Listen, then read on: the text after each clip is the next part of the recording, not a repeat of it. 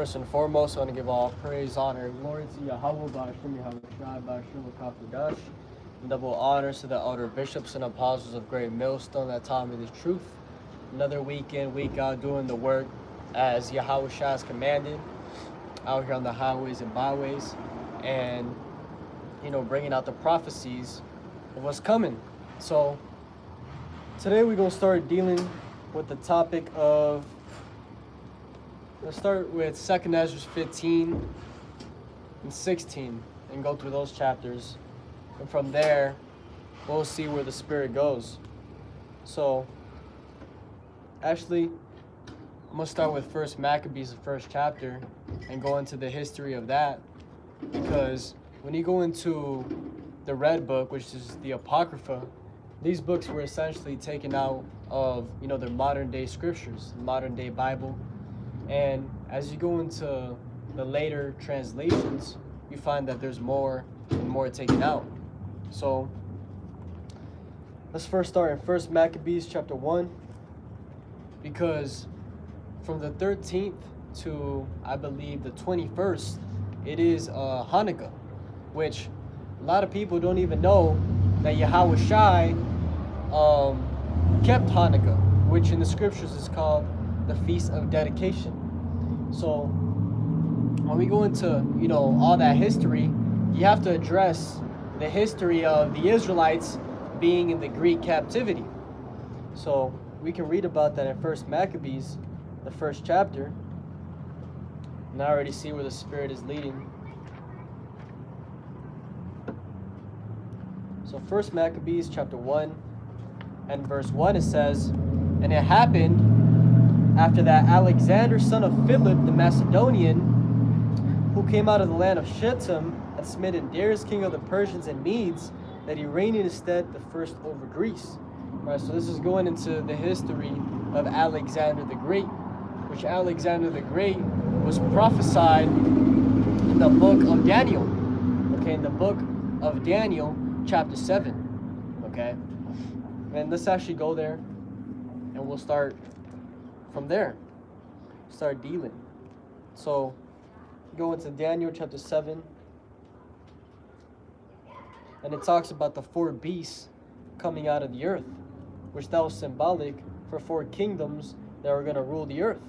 Right? The first beast, it said the first. Let's actually break that down. Might as well. So, Daniel chapter 7 and verse 3. Start at verse 2. It says, "Daniel spake and said, I saw in my vision and by night, and behold, the 4 winds of the heaven strove upon the great sea.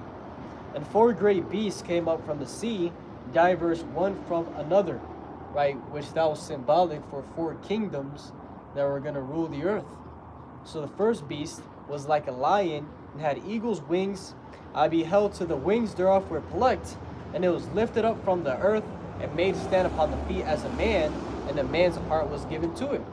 Right? So that's the first was like a lion, is dealing with the Assyrian Babylonian Empire. Right? First started with those wings, or like a lion. Slovakia.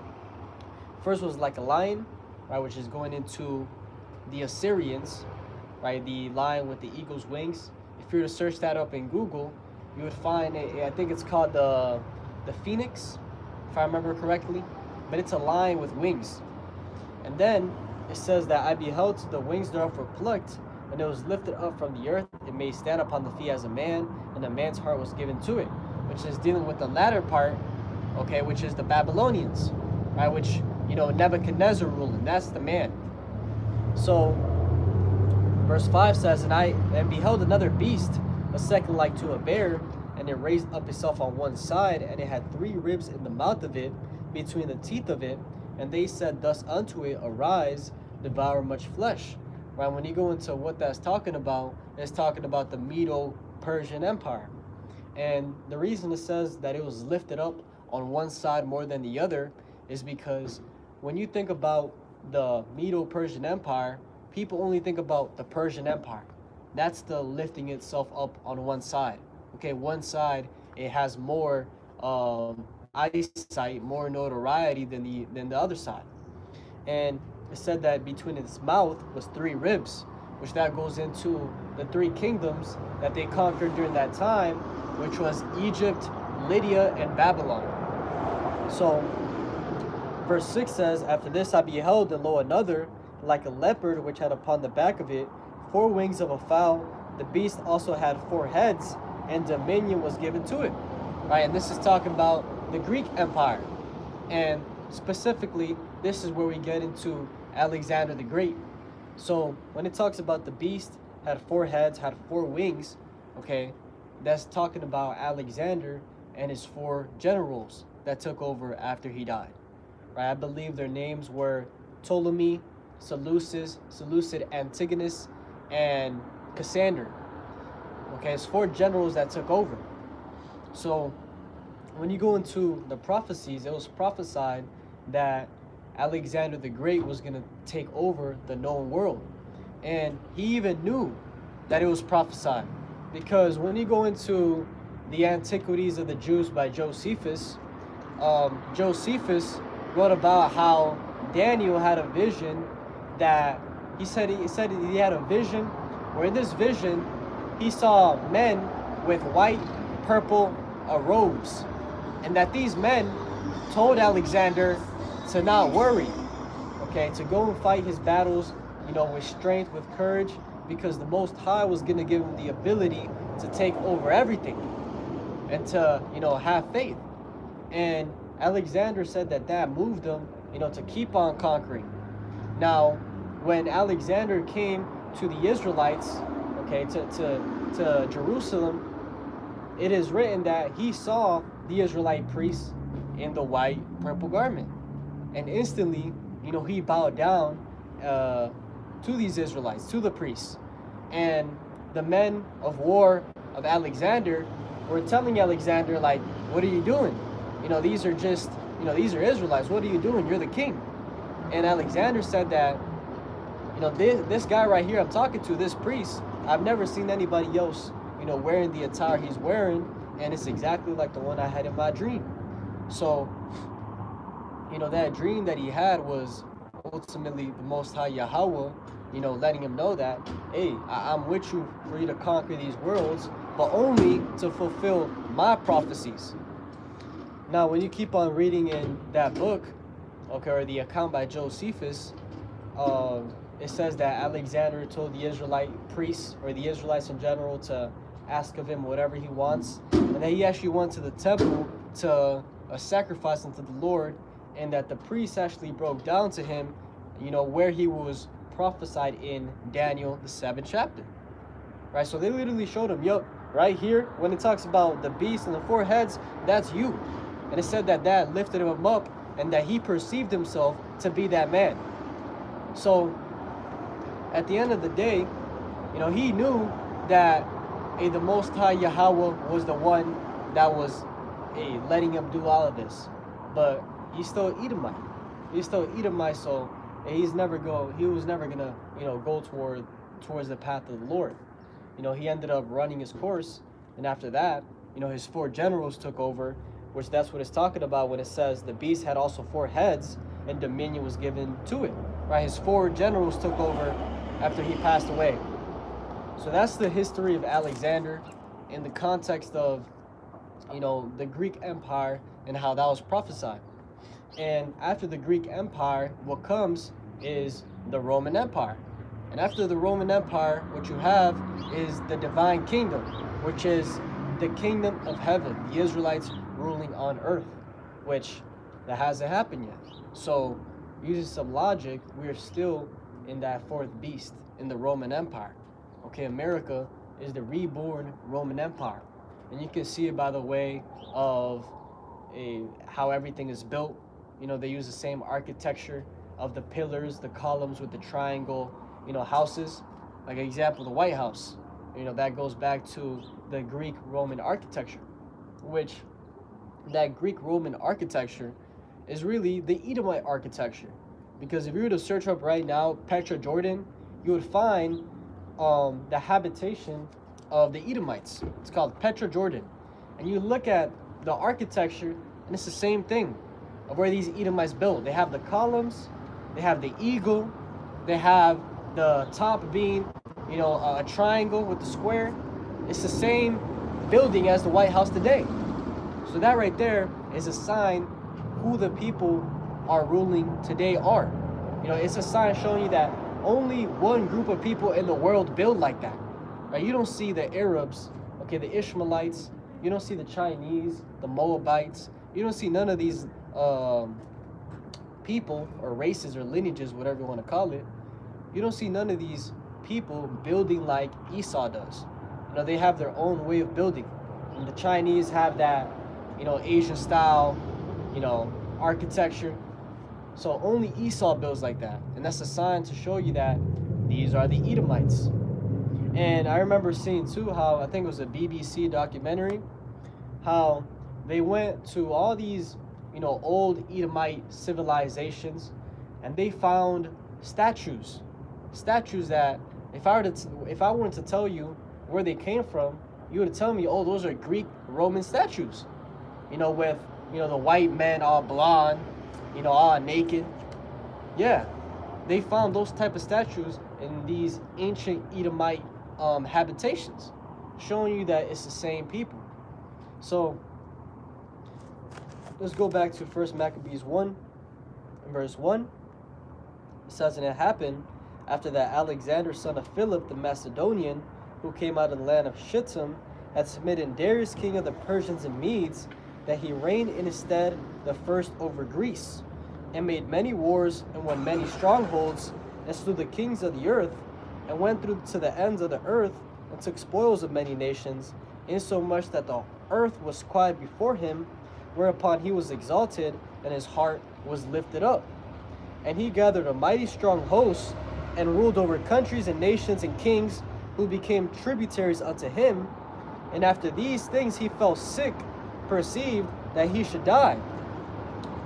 Wherefore he called his servants, such as were honorable, and had been brought up with him from his youth, and parted his kingdom among them while he was yet alive. Right, so his 4 generals took over after he passed away. So Alexander reigned 12 years and then died, and his servants bare rule every one in his place. And after his death they all put crowns upon themselves, so did their sons after them many years, and evils were multiplied in the earth. Okay, that's a key sign right there to let you know who these people are. It says that once these Edomites started ruling, that evils were multiplied in the earth, because they are the wicked. Okay, they are the lineage of evil, the seed of evildoers, and there's nothing you can do to get around that. Right? It says very clearly in Obadiah, the 1st chapter. Let's go over there. So we go to Obadiah chapter 1. Or no, Malachi chapter 1.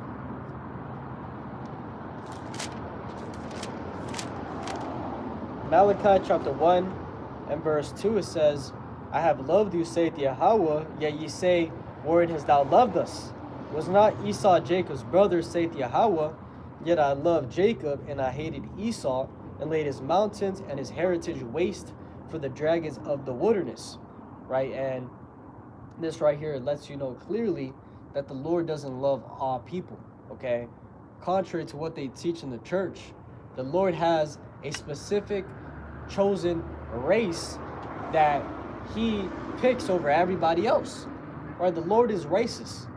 Right? Racist means you have one race over the other. And it says in Deuteronomy 7 verse 6 that thou art an holy people above all other nations.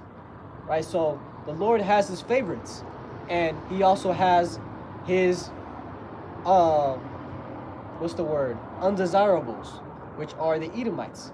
Right? It clearly says, Jacob have I loved, but Esau have I hated.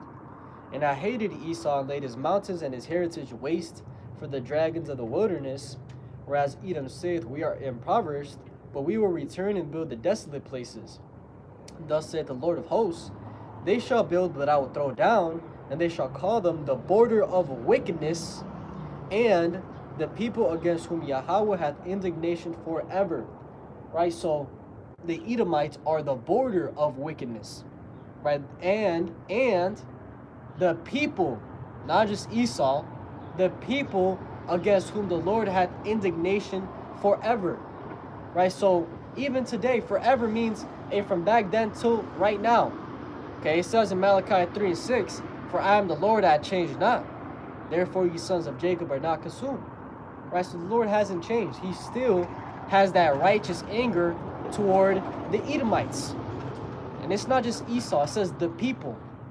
So they are the border of wickedness. And when you go into Isaiah 14 is a chapter that breaks down the coming destruction of America and what's going to happen to these Edomites. Now, I'm going to start at the top to just break it down fully.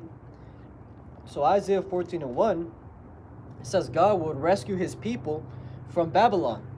Now, how do we know this is talking about America? Well, when you go into the history of where the Israelites went to, so pretty much you had all 12 tribes together with the reign of King Solomon. For 40 years, King Solomon had peace throughout all of Israel, 40 years. Now, after those 40 years took place, the kingdom was split into two. You had the northern kingdom and you had the southern kingdom.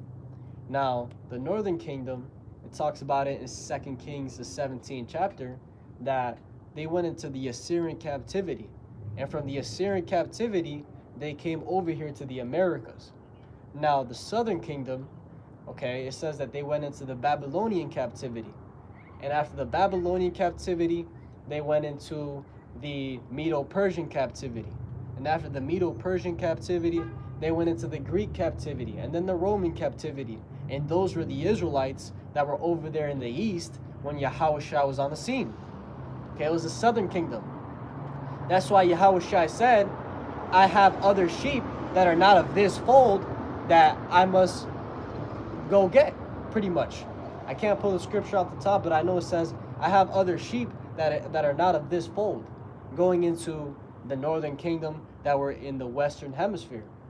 So I bring all that out to prove that when it talks about the Lord will rescue his people from Babylon, well, it was prophesied, well, the Israelites are not in the Babylonian captivity anymore, is the point. You know, that's already long gone. And the Lord hasn't came to rescue his people. So, using some logic, this is talking about a something else, which is America, Babylon the Great.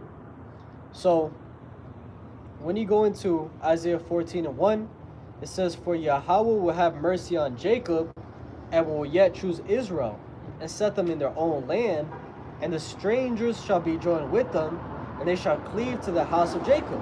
Right, so the Israelites right now as a collective are not all in the Holy Land. So that shows you that this hasn't taken place yet.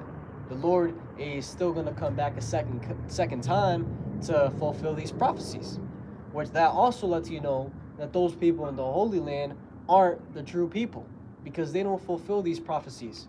For example, it says that the Israelites were going to be scattered throughout all four corners of the earth and made to forget who they are.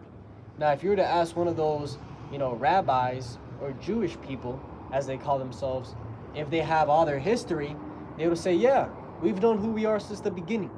So they don't fulfill that prophecy. Second, if you were to ask them, where are all the tribes at? They'll tell you, oh, we don't know. The 10 lost tribes, we don't know where they're at.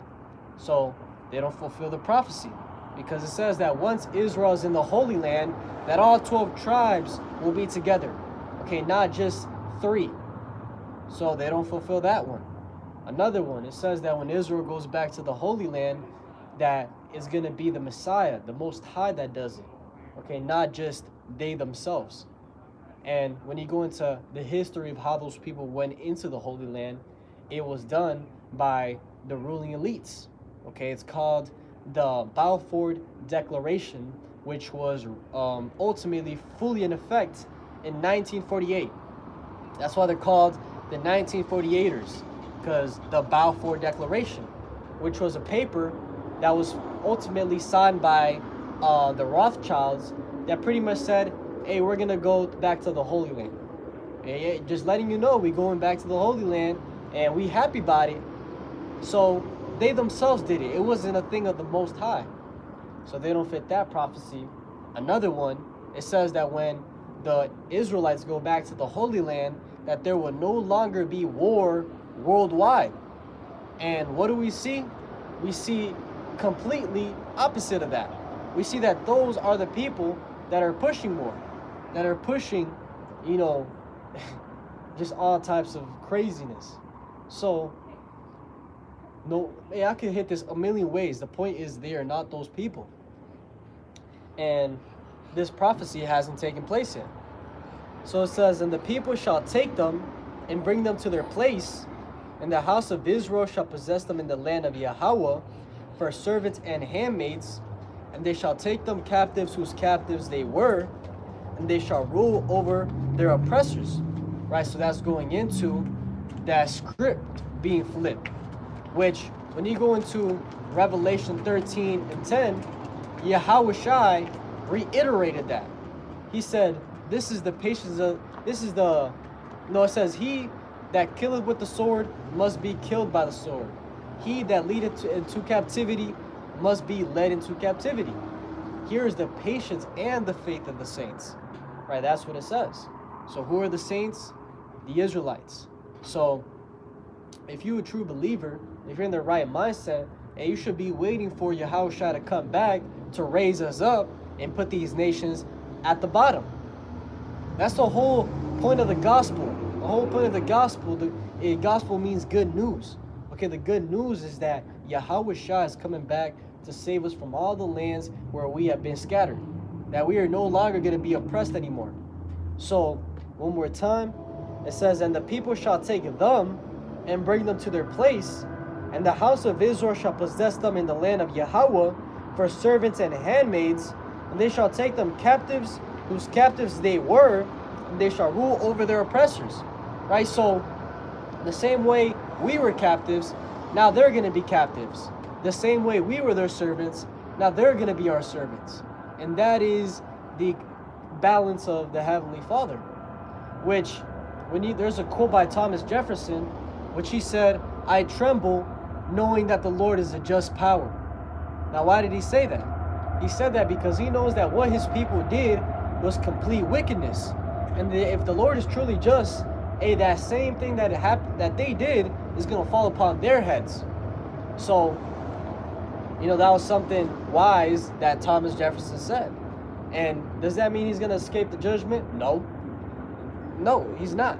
Same way how a lot of people don't understand that just because you Edomite today, let's say, a normal Edomite, he's doing cool, talks about Jesus, right? He's living his normal life. He's not lynching nobody.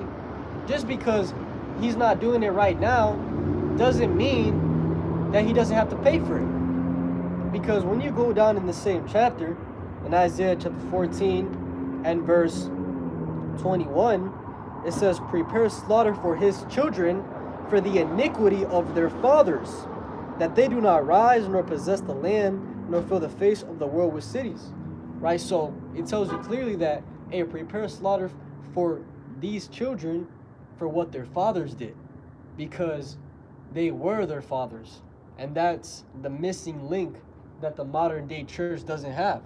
They don't have that link or understanding of reincarnation. How you're paying right now for what you did in a previous life. Which, without that understanding, you can't understand judgment. Right? That's why you always hear people talk about, oh no, but why did little Timmy, 1-year-old, get hit by a car? Little Timmy didn't do nothing. He was innocent. Well, guess what? That little Timmy in a previous life did do something. And his judgment was to come back and ultimately for that to take place. Right? Which, you see how if there's no concept of reincarnation, then it would be justified what these people are saying. Damn, little Timmy, did nothing, and he did get murked. So, one more time, it says, prepare slaughter for his children for the iniquity of their fathers, that they do not rise nor possess the land, nor fill the face of the world with cities. Right? Because when you go into this chapter, when you go into Obadiah also, it talks about how these people, will be exterminated forever. How that lineage is going to be wiped out. Okay? So that's exactly what Yahushua is coming to do. He's going to be the one that starts that. Let's keep going on Isaiah 14. Isaiah 14 and verse 3. And it shall come to pass in the day that the Yahweh shall give thee rest from thy sorrow, and from thy fear, and from the hard bondage wherein thou was made to serve, that thou shalt take up this proverb against the king of Babylon, and say, how hath the oppressor ceased, the golden city ceased? Right? So when this happens, okay, in the kingdom, we're going to have these thoughts. As it says, the mentality of, damn, this shit finally happened. You know, America finally went down. You know, this wicked empire that was taxing the hell out of us, that oppressed our people since the beginning, and these people finally went down. That's what it's saying. It says, Yahweh hath broken the staff of the wicked and the scepter of the rulers. Right? So, another point. It lets you know that those that rule Babylon are the staff of the wicked. Right? And one thing about to know who's ruling is you look at the currency. For example, Yahushua, when he was asked about whether they should pay taxes or not, what did Yahushua say? He said, show me, or he said, who is the face, you know, of the currency? Whose face is that of the currency? And they said Caesar. And that's when he said that wise saying of, you know, render unto Caesar what is Caesar's, and render unto the Lord what is the Lord. So why do I bring that out? Because whoever face is on the currency, they are the ones that are ruling. And right now, you got that pale Edomite on that dollar. And the dollar is the worldwide reserve currency. So those are the people that rule. And that is prophesied in Job chapter 9 and verse 24, where it says the earth is given into the hand of the wicked. So they are ruling right now. But it's just for a little season. Okay, it's just for a little bit. So when it says Yahweh hath broken the staff of the wicked and the scepter of the rulers, which another point, it says Yahweh, okay, because at the end of the day, it is the Lord's plan, okay, to knock all this down. And no matter what laws, legislations, policies, presidents they put up in here, none of this is ever going to come back. Okay, there's not going to be another glory years of America. America is never going to be great again. Which when they say make America great again, what they're really saying is make America white again.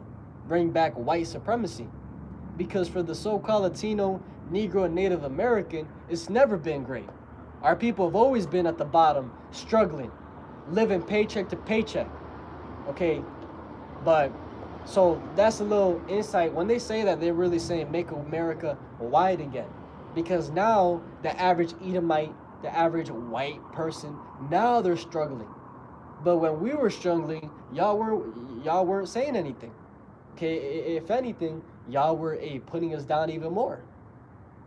So, and when you even go into that word MAGA, it's actually a witchcraft, right? MAGA, M-A-G-A, goes back to witchcraft. A lot of people don't even know that. So it's all a scheme at the end of the day, and Yahweh Bashim Yahushua is going to bring this down. Now, verse 6, it says, he who smote the people in wrath with a continual stroke, he that ruled the nations in anger is persecuted and none hinder it. Right? Which that's what we're seeing right now. Right? We see that America is that big bad bully. Right? Venezuela, all these nations, what they do essentially is if you don't agree with America, we're going to put sanctions upon you. If you don't follow the LGBTQ status, we're going to put sanctions upon you. Which that's what they were doing with, I believe it was Africa, or one of these Hamite countries. These Hamites were talking about, nah, we ain't going with that LGBTQ. That was when Kamala was running. And she was over there running. She was going to these countries petitioning, you know, raising up a ruckus, talking about, nah, because y'all need to get in line with this plan and y'all need to accept that. But these Eastern countries, they're like, nah, we ain't with nothing of that. So we're seeing how they're smiting the people in wrath with the continuous stroke, right? They ain't letting down on you nations. And that's why it says that all nations are going to turn on this place, because all nations are realizing that the problem is America, that the problem is all of this, the philosophy here, right? It says that in, let's actually go there now, a little jump, Jeremiah 50.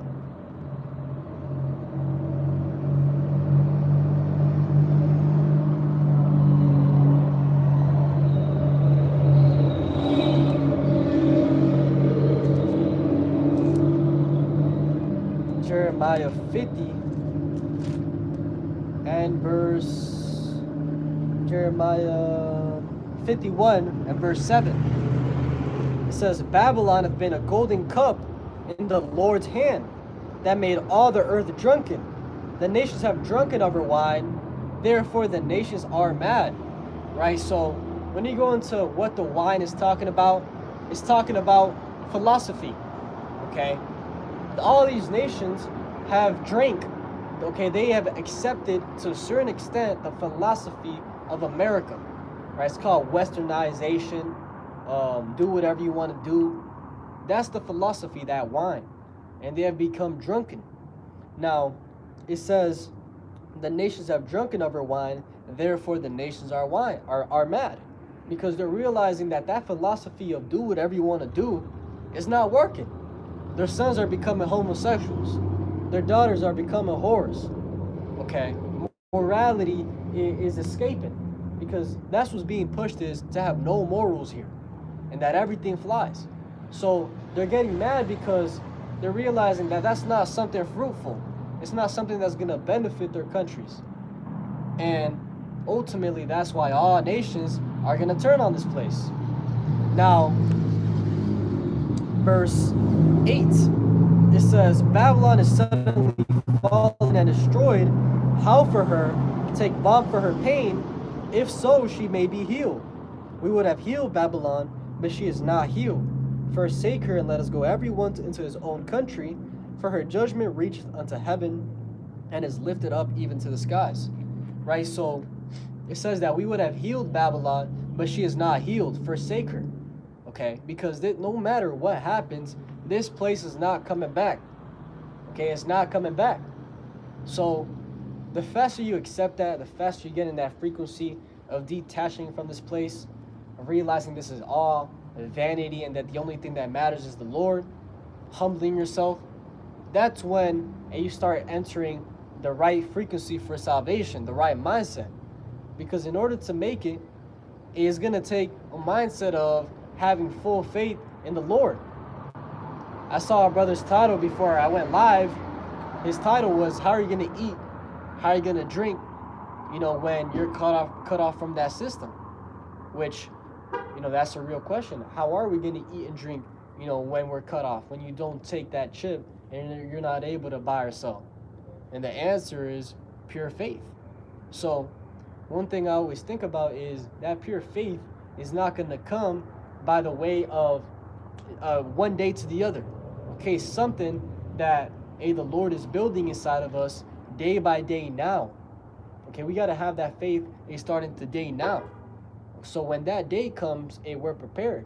We're ready for whatever comes our way. And we're able to think about, I remember when I was in that jam and the Lord saved me. I remember when I was down to my last dollar and the Lord raised me up. Okay? I remember when this and this and this. As it says, the things we're in aforetime were written for our learning. So in that day, we're going to be able to remember all the times where the Lord delivered us, and that's going to strengthen us to be like, you know what? If the Lord had me all those times, he definitely got me right now when we're at the last end. And it's going to be true. Okay, it says in Isaiah chapter 10, let's go there. Isaiah chapter 10 and verse 20. It says, a remnant shall be saved, right? Because the Lord is not coming to save all people. Okay, he's only coming to save a third of the nation of Israel here in Babylon the Great. Okay, here in America, 2/3 will be destroyed. Okay, that's what it's talking about in Zechariah 13, 8 and 9. 1/3 of Israelites will be saved here, 2/3 will be destroyed. Now, it says, Isaiah 10 and 20, and it shall come to pass in that day that the remnant of Israel, and such as are escaped of the house of Jacob, shall no more again stay upon him that smote them, but shall stay upon Yahweh, the Holy One of Israel, in truth. Right, so in that day, talking about the day of the Lord, the hour of temptation, in that day, we're not going to rely upon all these nations that have beaten us. We're not going to rely upon the American government. We're going to rely upon Yahweh V'Hashem Yahushai. In truth, right, 100%, no faking. Because it says in 2 Ezra 16, around verse 70, that then shall they be known who are my chosen, and they shall be tried as the gold in the fire. So when all these things start accelerating, okay, when all these things start accelerating, you start catching hell, that's when we gonna see if you really built about it. And that's when we gonna really see if you really believe in the Lord. Okay, let's see if you believe in the Lord when the Lord strips you from everything. When everything carnally, materially in your life is failing.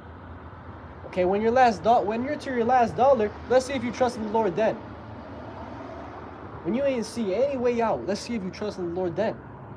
Okay, that's what it's talking about, is in that day, then shall they be known who are my chosen. Because the elect, they're going to thug it out the whole way. No matter what comes, they're going to stand stiffly. They're going to have faith to the last moment.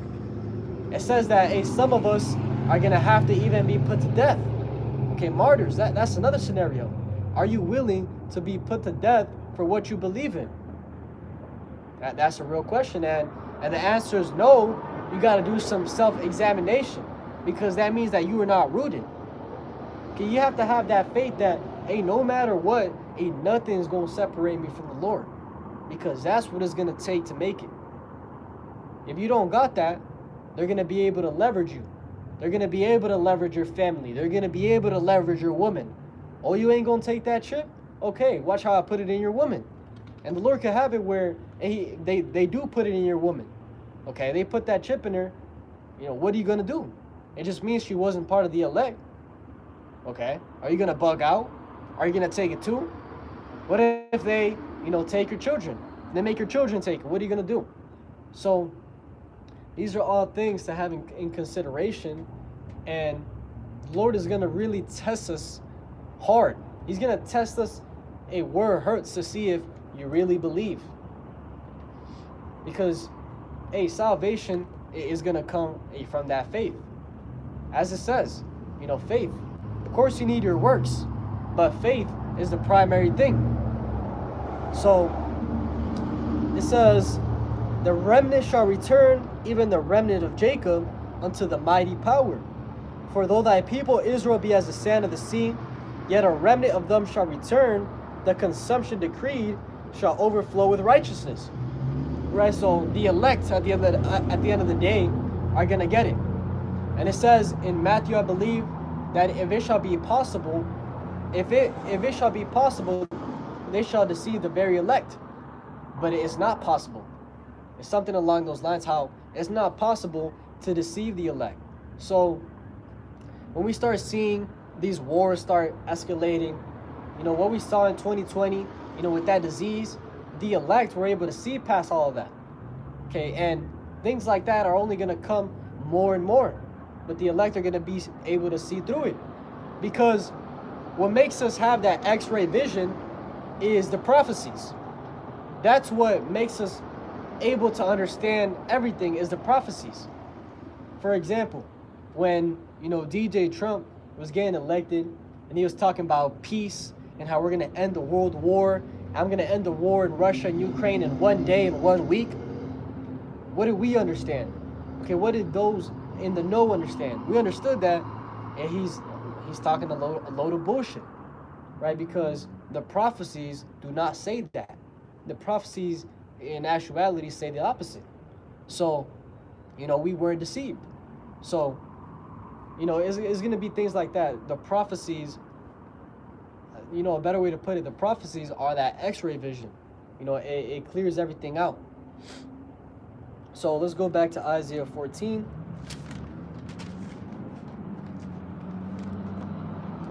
Isaiah 14 and verse 6 we were at. It says, he who smote the people in wrath with a continual stroke, he that ruled the nations in anger, is persecuted and none hinder it. The whole earth is at rest and is quiet, they break forth into singing. Yea, the fir trees rejoice at thee, and the cedars of Lebanon, saying, since thou art laid down, no fellows come up against us. Right? So it says that even the trees are going to be rejoicing because these Edomites are being put down. Right? It says, hey, since you Edomites have gone down, ain't nobody's been coming to cut us down. Talking about that deforestation. Right? Nowhere, no time ever until this time have you seen deforestation to the extent it is now. Right? Esau, these Edomites will literally take out a whole jungle to make, a concrete jungle, to put up buildings, houses, and charge people and I can't even say that word, but just charge people out the ass, to just live.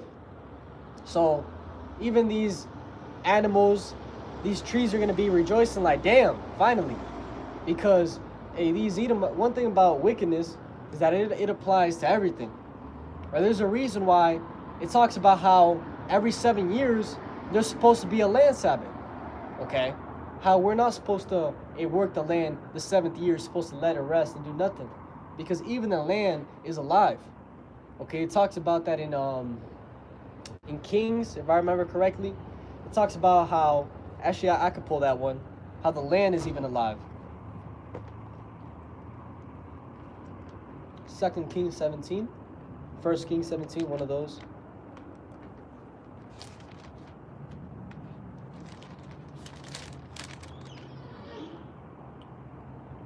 Second Kings 17. So 2 Kings chapter 17, here we go. Verse 24. So this is talking about, like I was talking about earlier, how the northern kingdom went into the Assyrian captivity. So we'll start at verse 23. It says, until Yahweh removed Israel out of his sight, as he had said by all his servants, the prophets, so was Israel carried away out of their own land to Assyria unto this day. And the king of Assyria brought men from Babylon, and from Cuthah, and from Ava, and from Hamath, and from Sepharvaim, and placed them in the cities of Samaria instead of the children of Israel. And they possessed Samaria and dwelt in the cities thereof. Right? So the king of Assyria, a heathen, he got all these heathens and he placed them in the Holy Land.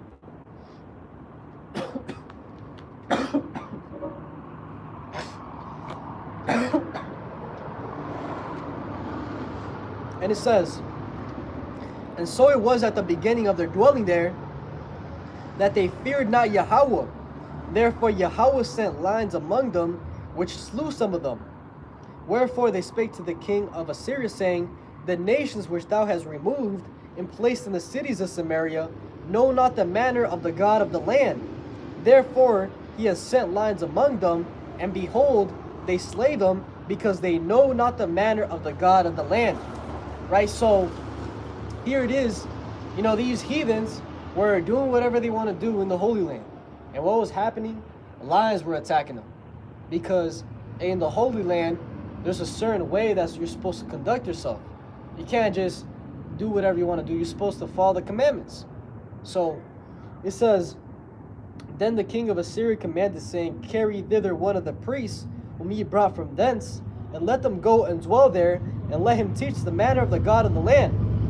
Then one of the priests whom they had carried away from Samaria came and dwelt in Bethel, and taught them how they should fear Yahweh. Howbeit every nation made gods of their own, and put them in the houses of the high places, which the Samaritans had made, every nation in their cities wherein they dwelt. So it says that ultimately they got an Israelite priest to show these heathen how to follow the law, so they wouldn't get, messed up by those lions anymore. Which it says that even after then, they still follow their own gods, because they're heathens. Now, the point of this is to show you that the land is alive. And that's why there's even a land Sabbath. How on the 7th year, you're supposed to let the land rest. Just as we're supposed to rest the 7th day, The land is all supposed to rest. So, going back to Isaiah 14, even the land is going to rejoice. These animals are going to rejoice because the animals are in tune with Yahweh B'Shem Yahweh Shai. Okay, they understand that there's a higher power. So Isaiah 14, we're at verse 9. It says, hell from beneath is moved for thee to meet thee at thy coming. It stirreth up the dead for thee, even all the chief ones of the earth, and the raised up from their thrones all the kings of the nations. All they shall speak and say unto thee, art thou also become weak as we? Art thou become like unto us? Thy pomp is brought down to the grave, and the noise of thy vials, the worm is spread under thee, and the worms cover thee. Right, so these nations are going to be like, damn, and you at the same place we at now. You're at the bottom with us, to these Edomites. It says, how art thou fallen from heaven, O Lucifer, son of the morning? How art thou cut down to the ground, which didst weaken the nations? Now this right here is a scripture that a lot of people take out of context. Right, when it talks about how art thou fallen from heaven, O Lucifer, they instantly go into that a mythology story of Lucifer, the son of Satan, fought against the Most High, he came down to earth. You know, they go into that, which that's not true. Okay, there was no, Satan cannot disobey the Most High, Yahweh. Okay, and Satan doesn't have a son. Okay, so all that is a bunch of mythology. And when it's talking about Lucifer, you go into that word Lucifer in the Hebrew, it goes into light bearer. Okay, that's what Lucifer means, is light bearer, which means those that have the light, those that have the way. For example, that Yahweh Shai is a Luciferian.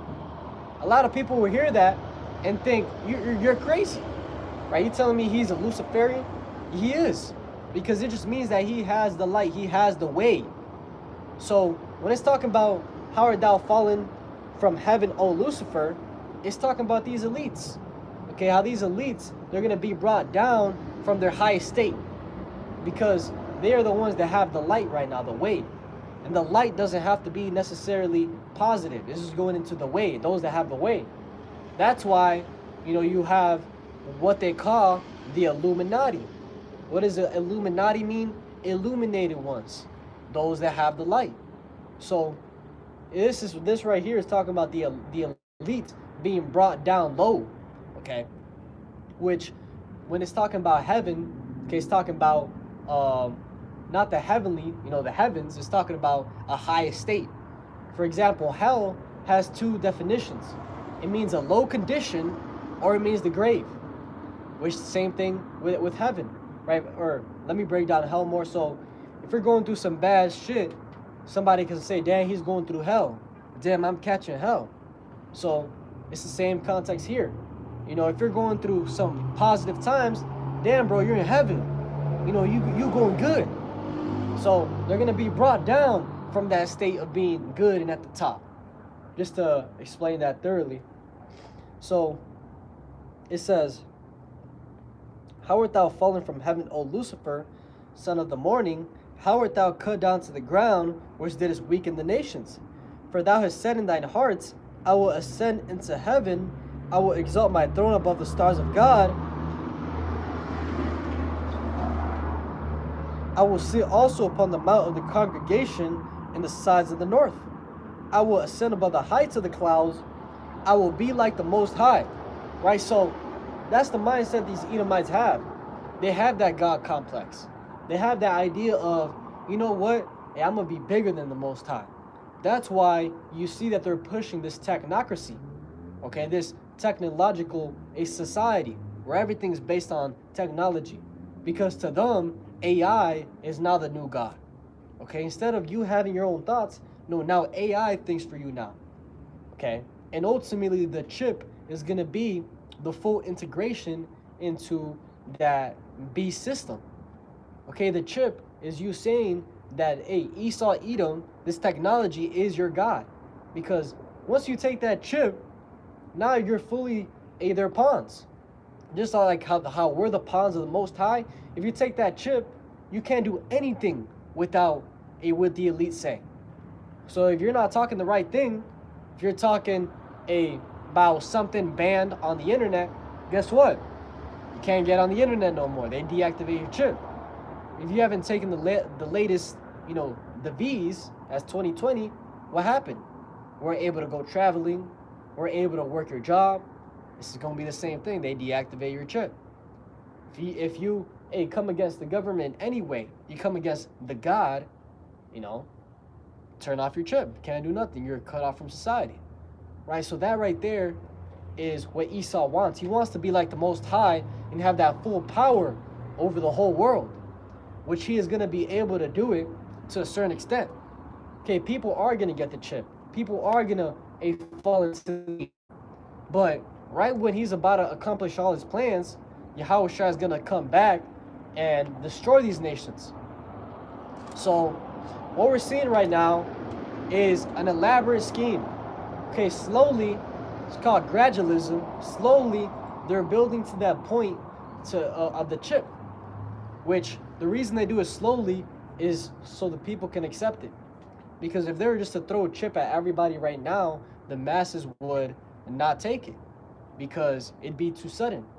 But as they say, in order to boil a frog, okay, you can't just throw the frog into the water, boiling hot. The frog would jump out. So what you do is you put the frog in the water and you slowly turn up the temperature. And it gets to the point where the frog never even knew that the temperature was coming up because it's happening so slow, and he ends up getting boiled alive, and he doesn't even know it. So it's the same thing with this prophecy. We're seeing how they started with, the checks, then they, cash checks, then the debit card, the credit card, and after that we see paying, tap to pay. After that we have the Amazon One technology, which is paying with the palm of your hand, and all that is to get you accustomed to paying with the chip, the hand. So it's all leading that way. And that's why it says that if it shall be possible, they shall deceive the very elect. But it's not possible because we're not as those in the darkness. Okay? It says that Yahushua is going to come like a thief in the night, but that's to those that are not watching. So we understand what's going on with these prophecies, and we're not going to get caught lacking when they bring it out. When they bring that sudden collapse. Because that's ultimately the game plan, right? Order out of chaos. It's called order out of chaos, which is they bring the chaos, they bring the societal collapse, they bring the, just crash in order to bring in the solution. Okay? It's called problem. It's also called problem reaction solution, right? So this is how they're going to frame it. Oh, the problem. The information, the internet is too vulnerable. So what's the solution? Hey, take this chip where we know exactly who is who, right? Hey, since the chip is going to be, all payments are going to be digital, that way there's not going to be any more, illegal drug dealing. That's one of the ways they're going to push it. Since everything is going to be digital, all transactions will be traced. That's another way they're going to push it, right? So it's going to be pushed by the way of that policy, these laws and legislations. And it's always going to be from a positive light. Oh, it's for your benefit. Take it. It's for your benefit. And when you go into Revelation 13 and 16, it says that the beast deceiveth those on the earth by the means of the miracles that he was able to perform. So they're going to deceive a lot of these people to take the chip because of the miracles that they're going to be doing. So when Elon Musk is talking about Neuralink, he talks about how if you're blind and you take the Neuralink, you're going to be able to see again. He's actually going to be able to do that. If you're paraplegic and you take the chip, you're going to be able to walk again. He's actually going to be able to do that. So those are the miracles that are going to deceive the masses, because what they're not telling you, it's like the fine print. Here it is, you go to, buy something in the fine print, it says, oh yeah, monthly subscription, but hey, we're going to charge you the full price right now, right? It's like those yearly subscriptions. It says, oh, you can get everything as, as cheap as $20 a month. But what they don't tell you is you're getting charged for the full year right now. Wait till these cars pass by. So they're not telling you the fine print is the case. They're deceiving you. And they're not telling you that if you take it, you're going to be destroyed by Yahushua and the angels and those thermonuclear missiles. So, Isaiah 14, it says, I will ascend above the heights of the clouds. I will be like the Most High. Yet thou shalt be brought down to hell, to the sides of the pit. They that see thee shall narrowly look upon thee, and consider thee, saying, is this the man that made the earth to tremble, that did shake kingdoms? So, a point right there is it says that when this happens, they're going to say, is this the man? Right, which shows you that this is not talking about the spiritual, this is not talking about a spiritual entity, Lucifer, the son of Satan. No, this is talking about a man on earth, which is talking about these elites, these Edomites. So, it says, they that see thee shall narrowly look upon thee, and consider thee, saying, is this the man that made the earth to tremble, that did shake kingdoms, that made the world as a wilderness and destroyed the cities thereof, that opened not the house of his prisoners? Right? Here it is.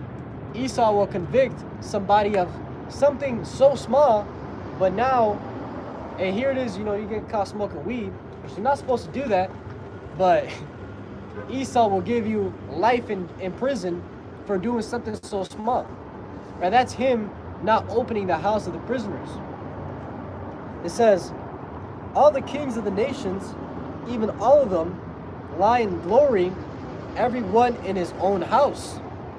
But thou art cast out of thy grave like an abominable branch, and that is the raiment of those that are slain, thrust through with the sword, that go down to the stones of the pit, as a carcass trodden under feet.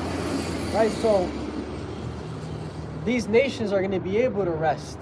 They're going to be able, after 1,000 years of slavery, to be able to do whatever they want to do, to have their own kingdoms but they're gonna be able to have their own kingdoms, but still have to come and follow the laws and bring tributaries unto the Lord. So that's what it's talking about. But it says that these Edomites, they're not gonna partake in that. They're gonna be thrust through with the sword, brought to the pit, and destroyed forever. Verse 20. It says, thou shalt not be joined with them in burial, because thou hast destroyed thy land and slain thy people. The seed of evildoers shall never be renowned. And that right there is as clear as it gets. Okay, the seed of evildoers will never be renowned. Right, so they're going to be exterminated. Okay, it's called genocide. And this is coming out of the Holy Scriptures. Okay, straight out of the Scriptures is telling you that these Edomites gonna make it, and they ain't gonna make it. So, when people get all emotional about the Scriptures, this is why it says that the Scriptures, when you eat this, you're supposed to eat the roll, eat the book. And it says that it was sweet in his mouth as honey, but when it hit his stomach, it got bitter. And that's going into the hard pills to swallow of the Scriptures, the dirtiness. Right, the things that go against the society to the core. You gotta accept it all. You gotta eat the whole roll. A lot of people got emotional about the rape doctrine. Not a doctrine, but the laws surrounding that. They get emotional. Well, guess what? You're not able to swallow the whole roll. So, when it comes to the Scriptures, that's one thing, is you can't be emotional. You gotta take it as it is. You can't add or take away. You just gotta accept it, and that's part of being submissive. You're accepting whatever your head is telling you, which the head of the man is Hamashiach, and the head of the woman is the man. So it all comes down to being, submissive, in order. But verse 21, it says, prepare slaughter for his children, for the iniquity of their fathers, that they do not rise nor possess the land, nor fill the face of the world with cities. Right, so we went over this, but going into how, hey, these Edomites today gotta pay. Right, they gotta pay, and they will pay. It says, "For I will rise up against them, saith the Lord of hosts, and cut off from Babylon the name, and a remnant, a son, and nephew, saith Yahweh." Right, so the Lord is the one that's bringing this. "I will also make it a possession for the bittern and pools of water, and I will sweep it with the besom of destruction, saith the Lord of hosts." Which, when you go into that word besom, it goes into a brooming agent, sweeping, which that's talking about the thermonuclear missiles sweeping this place. Now, when you look at a nuclear shock wave, it looks as if you were brooming, on a microscopic scale. Right? You see the dust just billowing out. Well, that's what's going to happen to America. This place is going to be swept by those nukes. Now, after that, it starts going into something else. But let's deal with that topic, the nukes. Revelation 6 and 12 is the go-to. Or actually, we'll get Isaiah 34 to prove this is talking about a specific group of people. So Isaiah chapter 34 and verse 4. Let's start at verse 1, and we'll end off with this. Isaiah 34 and 1, it says, "Edom will fall." Now, when you read 2 Ezra 6 and 9, it says, "Esau is the end of the world, and Jacob is the beginning of it that followeth." So, what is Jacob ruling talking about? The kingdom of heaven. What is before that? The Roman Empire. Okay, that fourth beast. So, that right there lets you know that the last kingdom ruling will be ruled by the Edomites. And that's what we see right now. Now it says, "Come near, ye nations, to hear, and hearken, ye people. Let the earth hear, and all that is therein, the world, and all things that come forth of it. For the indignation of Yahweh is upon all nations, and his fury upon all their armies. He hath utterly destroyed them, he hath delivered them to the slaughter." Right, so his indignation, his will, his determination, as it says in Zephaniah 3 and 8, okay, is to gather these nations and destroy them. It says, "Their slain also shall be cast out, and their stink shall come up out of their carcasses, and the mountains shall be melted with their blood." Right, so mass judgment. And when you read in Esdras, 2nd Esdras, I forgot what chapter, I believe it's 2nd Esdras, it talks about how the bodies are going to be from the ground up to the camel's hoe. So, from the ground all the way to your belly button, that's how many bodies are going to be stacked, okay, of just judgment. So, "And all the host of heaven shall be dissolved, and the heavens shall be rolled together as a scroll, and all their hosts shall fall down, as the leaf falleth off from the vine, and as a falling fig from the fig tree." And the heavens being rolled together as a scroll, as John said in Revelation 6 and 12, is talking about the mushroom cloud from the thermonuclear destruction. Okay, it looks like a scroll being rolled together.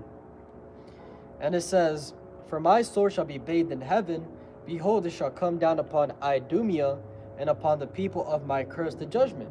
Right, so that sword, that judgment is going to come upon Edom. Okay, and we read the same scripture talking about Babylon in the end days, so lets you know the Edomites rule Babylon. It says, "For my sword shall be bathed in heaven, it shall come down upon Idumea, and upon the people of my curse the judgment.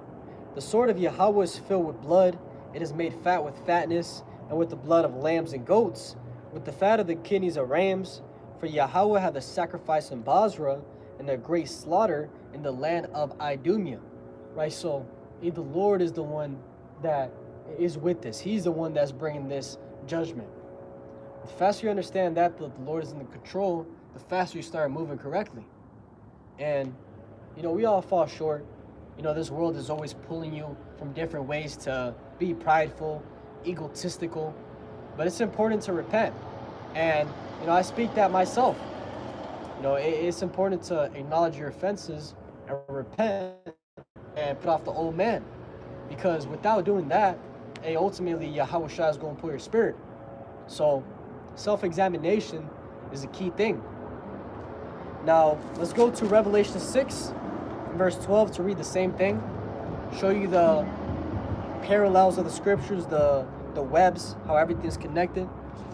Revelation chapter 6 and verse 12 says, "And I beheld when he had opened the sixth seal, and lo, there was a great earthquake, and the sun became black as sackcloth of hair, and the moon became as blood."